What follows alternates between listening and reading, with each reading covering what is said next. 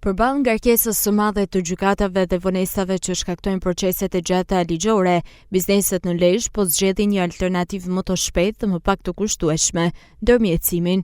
Ky proces, jashtë sistemit gjyqësor, u jep palëve mundësinë të arrijnë marrëveshje të detyrueshme ligjërisht, të cilat kanë të njëjtin efekt si një vendim gjykate, por realizohen në një kohë shumë më të shkurtër dhe pa konflikt.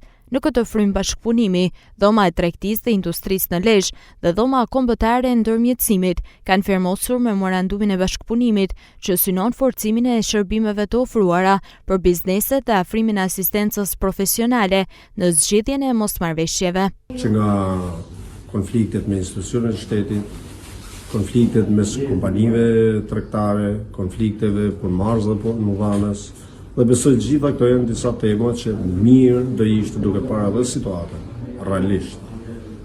Që se kemi sekret të themi situatës drejtësisë, cila një çështje konfliktuale qoftë edhe thjesht duan shumë vite dhe kosto shumë të larta për të arritur atë.